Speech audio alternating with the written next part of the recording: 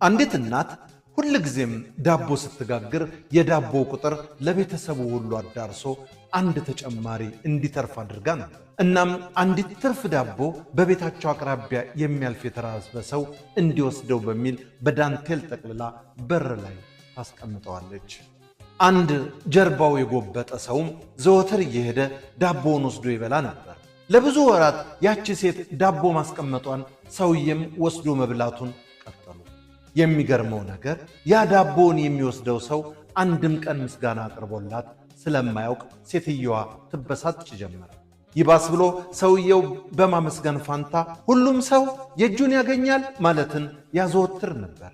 ይሄንን ሲል ሴትየዋ ምን አባቱ ለማለት ፈልጎ ነው እያለች መበሳጨቷ አልቀረም። ይሄ ውለታ ቢስ ማመስገን ሲገባው ጭራሽ የእጇን ይስጣት እያለ ያሟርትብኛል፣ ቆይ ልኩም ባላሳየው እያለች ትዝት ጀመረ። በንዴት ስሜት ውስጥ ሆናም በቀጣዩ ቀን ዳቦ ስታስቀምጥ በውስጡ መርዝ ልትነሰንስበት ትወስናለች። እንዳይነጋ የለም ቀጣዩ ማለዳ ሲመጣ የጋገረችው አንደኛው ዳቦ ውስጥ መርዝ አድርጋበት ልታስቀምጥ ስትል እጇ መንቀጥቀጥ ጀመረ። ራሷን እንደምንም ልታደፋፍር ብትታገልም አልቻለችም።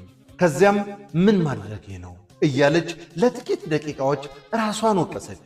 ወዲያው ከጋገረቻቸው ዳቦዎች መካከል የራሷን ፋንታ አንስታ እንደተለመደው በዳንቴል አድርጋ በሩ ላይ አስቀመጠችው። መርዝ ተደርጎበት የነበረውንም ዳቦም ማንም እንዳይደርስበት ብላ ወስዳ ሽንት ቤት ከተተችው። የዚያን ዕለት የገዛ ቁርሷን ለዚያ ተመጽዋች ስላስረከበች ጾሟን መዋል ግድ ሆኖባት ነበር። እንደዚያው ባዶ ሆዷን እንዳለች ልክ ዘወትር እንደምታደርገው ጸሎት ቤቷ ገብታ ለወንድ ልጇ ጸሎት አደረገች። ልጇ ወደ ጦር ግንባር ከዘመተ ረጅም ዘመን አስቆጥሯል። ፈጣሪ ልጇን በሕይወት ይመልስላትም ዘንድ የእናት አንጀቷ ስፍስፍ እስኪል እያለቀሰች ጸለየች። የዚያን ዕለት ማታ ግን ያለ ወትሮ የቤቱ በር ተንኳኳ። እሷም ግር እየተሰኘች ሄዳ ስትከፍተው ጦር ሜዳ የሄደው ልጇ በሩ ላይ ቆሟል። ስታየው በጣም ተደሰተች። እልልታዋን አቀለጠችው። ትከሻው ላይ ተጠምጥማ ደስታ እምባ እያነባች አገላብጣ ስትስመው ቆየች። ልጇ በጣም ከስቶ ነበር። የጉንጮ አጥንት ፈጦ ሰውነቱ መንምኖ ሲታይ ምግብ ከቀመሰ ወር ያለፈው ይመስላል። ቤት ገብቶ እራት ከተበላ በኋላ ስላሳለፈው ታሪክ ለእናቱ ተረከላት። በትረካው መሃል እንዲህ አለ። መቼም ተአምር ነው። ወደዚህ ከተማ በእግሬ እየመጣው ሳለ መንገድ ላይ አቅም አንሶኝ ወድቄ ነበር። ቦታው ምናልባት ከዚህ 6 እና 7 ኪሎ ሜትር ቢርቅ ነው። አቅሜን ስገምተው እዚህ ቤት የሚያደርሰኝ መስሎኝ ነበር። ነገር ግን ጥቂት ሲቀረኝ ረሃብ አዝለፍልፎ ጣለኝ። እናም ከጦርነት ተርፌ በረሃብ ስለመሞቴ እርግጠኛ ወደ መሆን ደርሼ ስሸጋገር በድንገት አንድ አልፎ ሄጅ ደረሰልኝ። ጀርባው ላይ ጎበጥ ያለ ደግ ሰው ዳቦ ይዞ መጥቶ ሲያበላኝ ነፍሴ መለስ አለችልኝ። ታዲያ ዳቦን ሲሰጠኝ ምን እንዳለኝ ታውቂያለሽ? እናት እንባዋ በጉንጯ ኮለል ብሎ እየፈሰሰ ምን አለህ ልጄ? እኔ ምን አውቃለሁ፣ አንተው ንገረኝ አለች። ልጁም እንዲህ ሲል መለሰ። በየቀኑ አንድ ዳቦ እየበላሁ ነው የምኖረው። አሁን እንደምታየው እጄ ላይ አንድ ዳቦ ነው ያለው። ግድ የለም ለዛሬ እኔ ሳልበላ ልቅር፣ ጦሜን አድራለሁ። ከኔ የበለጠ ይሄ ዳቦ ላንተ ያስፈልግሃል አለና ቅንጣት ታህል ቅር ሳይለው ሰጠኝ። ይሄው እኔም በሱ ደግነት ከሞት ዳንኩ፣ የእናቴንም ዓይን ለማየት በቃ።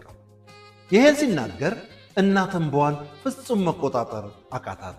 ያ ሰው ሁሉም የእጁን ያገኛል ሲል የተናገረው አሁን ገባት። ይሄኔ በንዴት ዳቦ ላይ መርዙን እንዳደረገችበት ቢሆን ኖሮ የገዛ ልጇን በመርዝ ገድላው ነበር። እሷ ጦሟን ውላ ለሰውየው ዳቦ በማስቀመጧ ምክንያት ያስቀመጠችው ዳቦ ምንም ሳይሸረፍ ሄዶ የልጇን ሕይወት ታደገ። አንዳንዴ ክፋት ስንሰራ ቤት ዞሮ ወደኛ እንደሚመጣ እናውቀው። ቀጥታ እኛም ባይነካንም በልጆቻችንና በምንወዳቸው ሰዎች በኩል ሂሳብ እንድናወራረድ ያደርገናል። በተቃራኒው ደግ ስንሰራ ለጊዜው የአእምሮ እርካታ ብቻ የሚያስገኝልን ይመስለናል። ነገር ግን እሱም ተዟዙሮ ከብዙ አደጋ ከብዙ መዓት ሊያወጣን ይችላል። ወገኔ ሐሰት እንዳይመስልህ፣ የእውነትም ደግነት ይከፍላል። ፈጽሞ እንዳትጠራጠር። ትንሣኤ ዘኢትዮጵያ እንዳዘጋጀችው በለጠ ሸቴ ዘሀገረ ኢትዮጵያ እንዳቀረበው